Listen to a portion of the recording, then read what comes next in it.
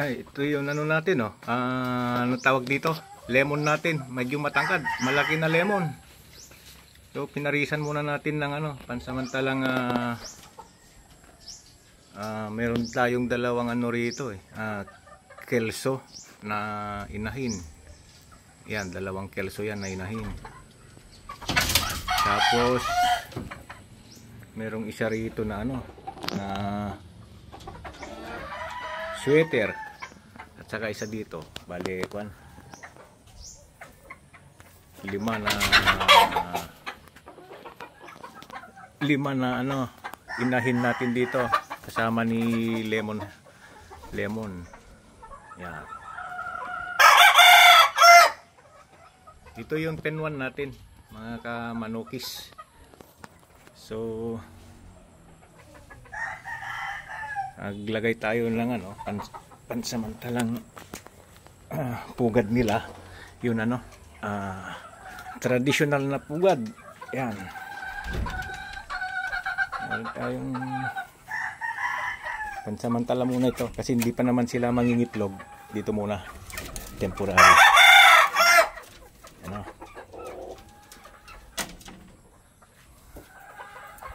temporary na pugaran nila. Pero hindi pa sila sasampa dyan dahil naglulugon pa sila, eh. Sana makaproduce tayo rito tulad nito si ating lemon.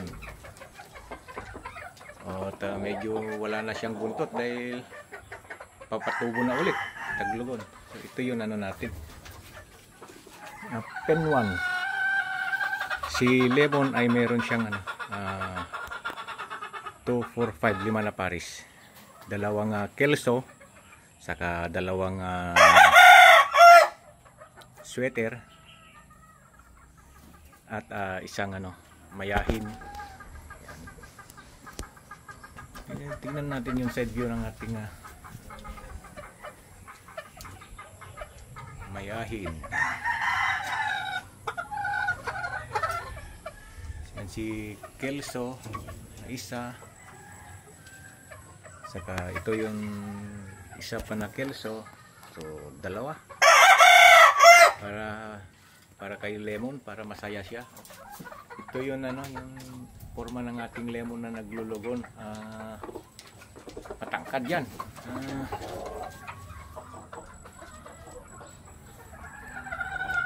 Malaking lemon.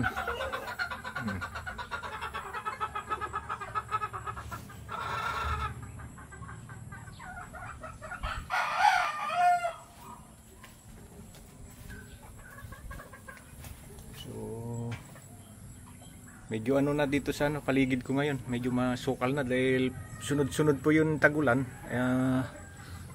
Ano siya, pampalago ng mga tanim-tanim dyan. Ewan ko ba kung bakit mabilis ano, lumaki itong mga halaman natin dyan. May mga nyug na rin tayo tinanim dyan. So balik tayo rito sa ating kamanukis dito sa ano, penwan. So dito tayo maglalaro palipas ng oras.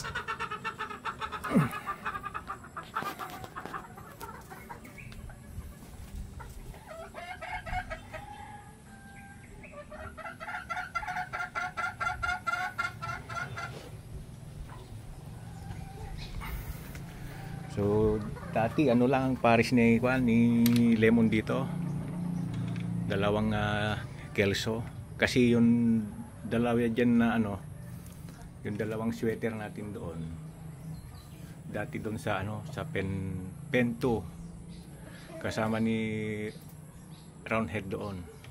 So nagbawas ako ng dalawa para ma-distribute yung ano niya, yung ratio ng ating broodcock. Kasi pag marami masyado yun ano natin, mga inahin natin sa isang broodcock, medyo ano siya, hindi ganoon kalakas ang kanyang mga ano, ang kanyang fertility. So ito, nagbawas ako ng dalawa dun sa ano, sa pen 2.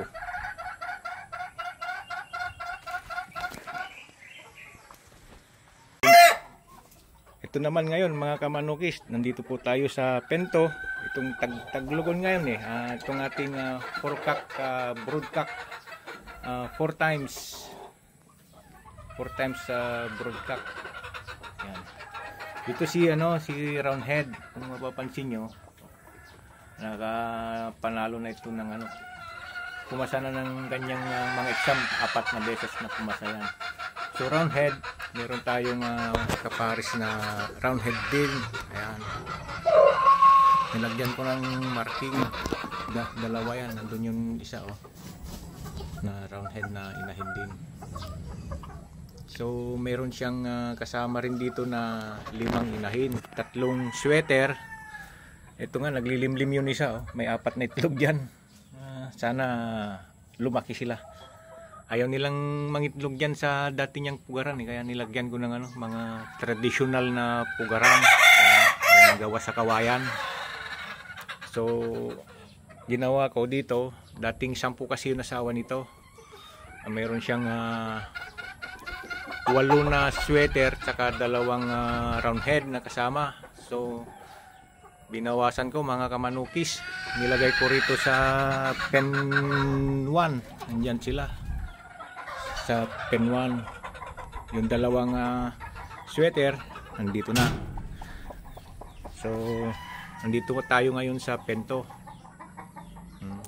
Ito lang yung natin, libangan natin. Ang size pala ng aking mga ginawang breeding pen ay 9 feet by 12 feet. 4 meters itong haba nito eh. So ginawa ko muna ng pag breedingan ng ating mga aalagaing mga manok. So ito po yun yung broodcock natin na 4 times. Ang pangit ng itsura niya, pero pumasa na ng 4 na exam niya. So nilagyan ko din ng ng traditional na pugad para diyan sila mangitlog kung mangingitlog na sila. Kung makikita nyo masyadong maaga, pero maganda para masanay na sila na meron silang diyan. Nakikita na itlogan. Yan. Magta-traditional hatching din siguro tayo dahil mas malakas ang papansin natin. Matibay ang kanilang resistensya pagka nature yun yung pagpapalaki ng manok. Meron din tayong mga incubator, pero ngayon hindi tayo masyadong nagpapisa dahil mahirap magpalaki ng sisiw pagka ganitong mga weather, tag-ulan, mainit. Na lang, tiyamban na lang yan pag makaparami ka itong ganitong panahon. Month of May, June, July, August. Siguro magre-ready tayo ng September para magbe-breeding na tayo ng October sana. So ito yun pen 2 natin, pangalawang pen. Yan. Medyo yung mga manok natin dito.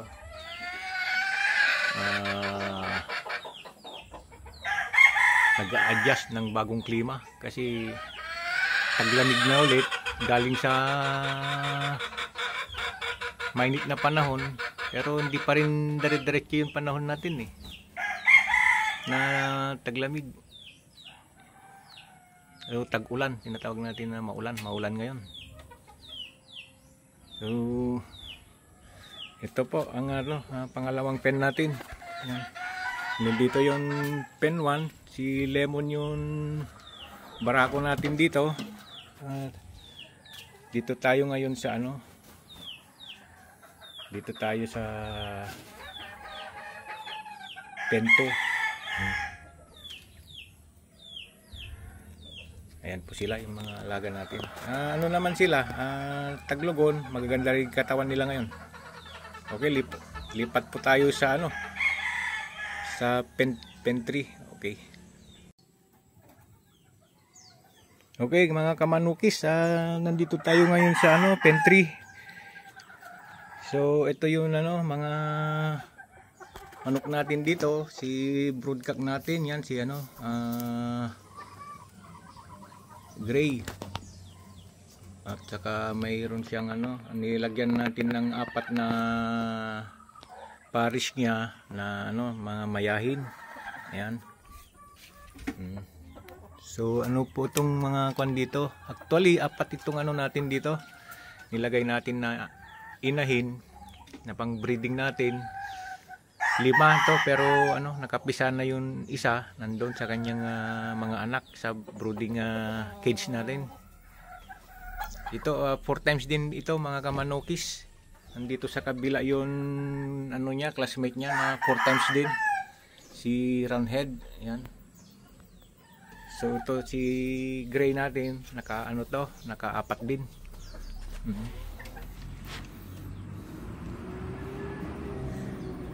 So ito yun ano, pentry natin. Mayroon siyang ano, nilagyan ko rin ng ano, ng traditional pugad. Ito, mga pugaran nila pag mangingitlog. Dahil may itlog po na ano na diyan, no, na 3 itlog nito. Itong medyo makikita nyo ano, mapula yung ganyang ano, corona. Yan. So kahit taglugon ngayon, may mangingitlog pa rin, pero sige lang, tuloy lang natin. Bahala yun ano, yung mag-alaga. So mga kamanukis, ito yun ano, pentry natin. Si gray mayroong 4 na inahin dito. So ganun nga, tulad nung nabanggit natin, ang panahon natin dito ay pabago-bago, mainit, malamig, tag-ulan. Ayan, itong mga buwan na ganito ano, mahirap talaga. So nilagyan natin itong ano, nature pugad. Nilagay natin sa baba para masanay sila. Yan yung mga ano natin, patungan nila. Yan. Dati nagitlog din sila dyan, pero nilipat natin sa incubator. At nandun na yung mga sisiw natin.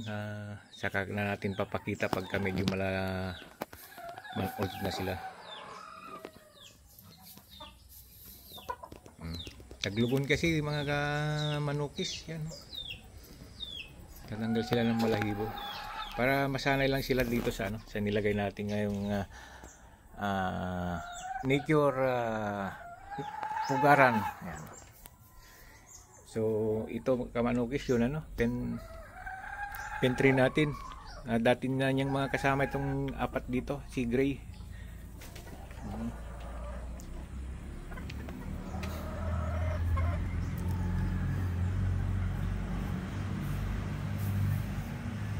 Ito mga kamanukis, mga kwan natin to, mga materialis natin galing sa mga farm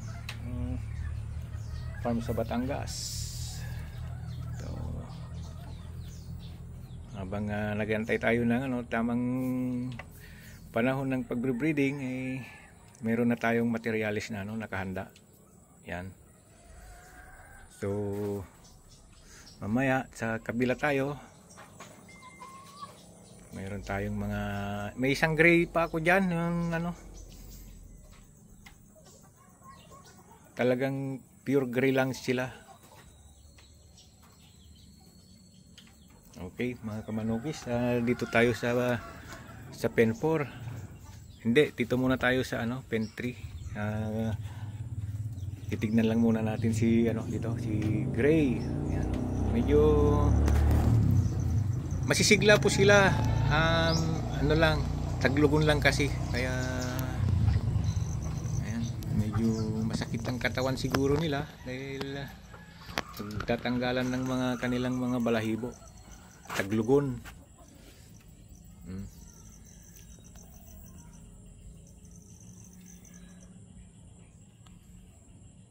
Apat ang ganyang parish mga kamanukis.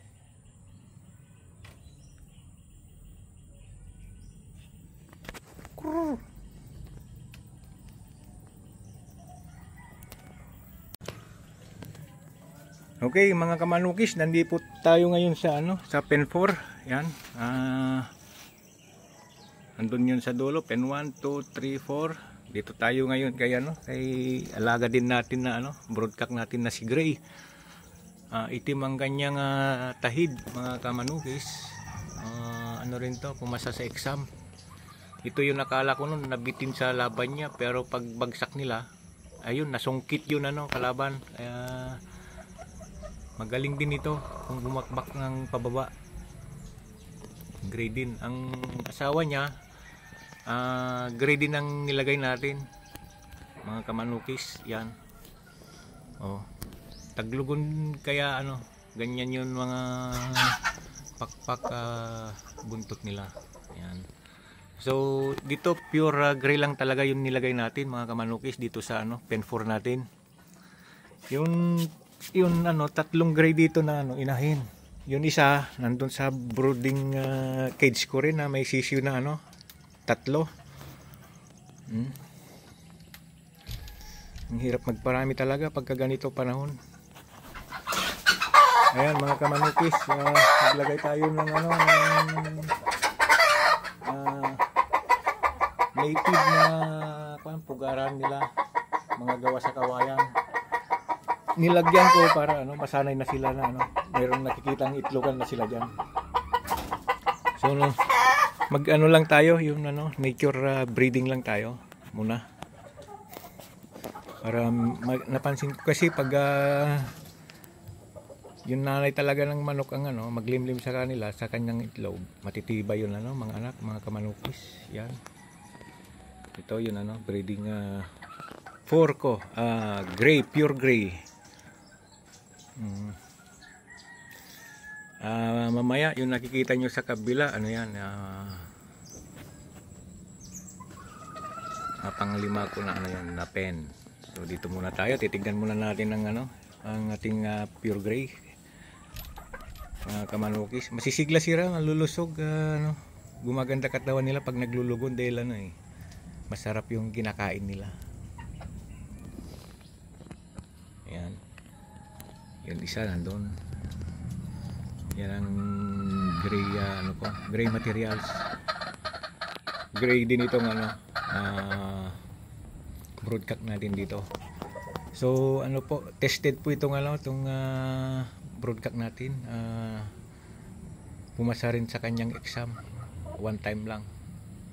So, pwede pa naman ilaban ito, pero gawin na lang natin na broodcock natin dahil nakita natin yung laban at nakapasa. Magaling sumungkit. Mga kamanukis, maitim yun yung kanyang tahid.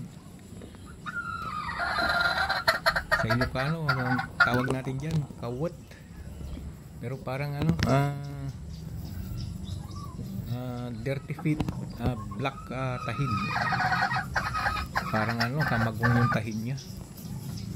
Yan. Siguro to. Magaling na magtanim ng kahoy kaya kamagong. Ayan, itim yun niya, parang batuta na gawa sa kamagong yung armas niya. Ayan, mga kamanukis pa sila, nagkakaykay, anong tawag dito?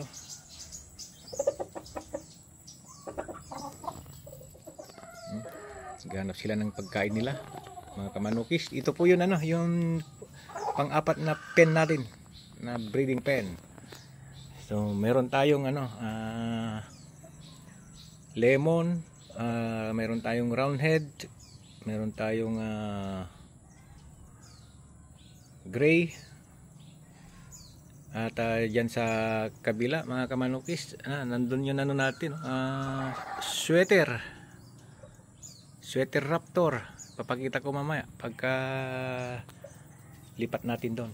So ito, mga kamanukis, yun natin, port pen natin na pure gray ang ating i-breed din dito. Actually, ilalagay na rin natin yung isa pa doon na ano, bagong pisa. Mga after 3 weeks ilagay na natin dito. Okay.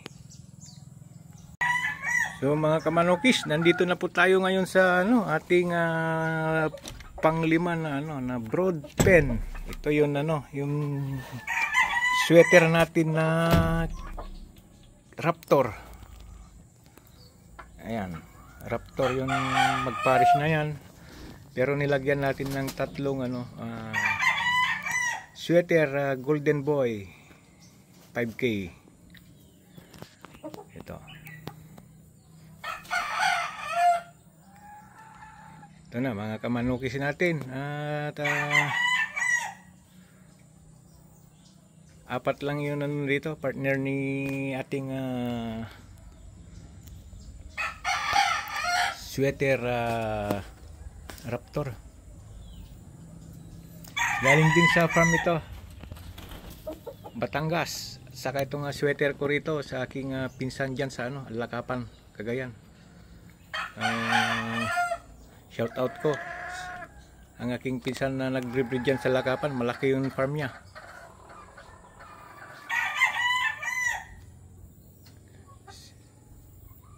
Galing kay ano to, kay pinsan ko yan, kay ano, kay Mike.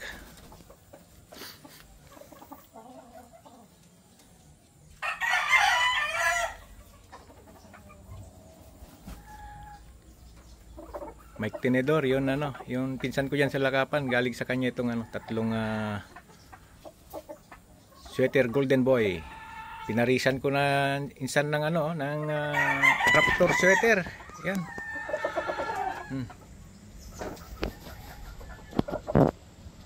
So ang ating broadcock dito, Raptor sweater, kaparisan natin ng sweater Golden Boy. At then tignan natin pagka magandang mga magiging mapalabas natin dito, breed nila, tuloy-tuloy na natin to na ano, breeding materials natin. Nilagyan ko rin lang ano ng native pugaran ng ating mga manok na gawa sa kawayan. Mas maganda daw kasi yung ano, mag-breed kayo ano, yung natural breed. Yan. So may itlog diyan na isa na, nangitlog na tong si ano, si Raptor sweater natin. So nandiyan yun ano, yung tatlo na ano, galing sa farm ng aking pinsan. Pero ito galing sa Batangas kay JPT Farm.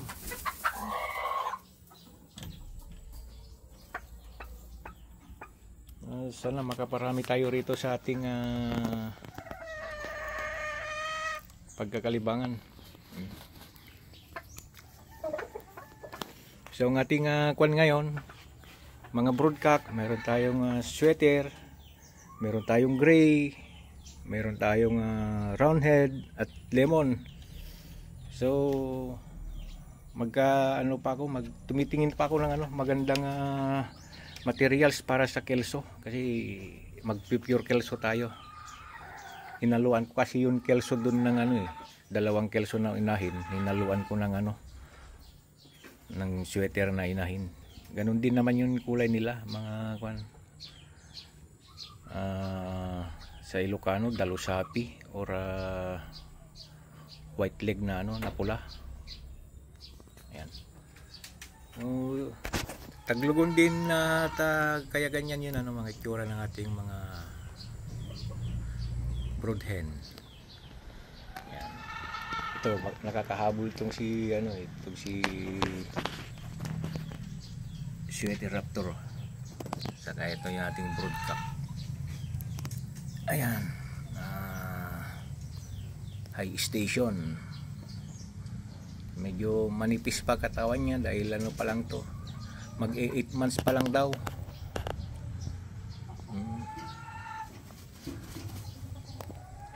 Ang ama nito ano, 7 times maton. Ito yung ano, anak niya from JPT Farm, Batangas.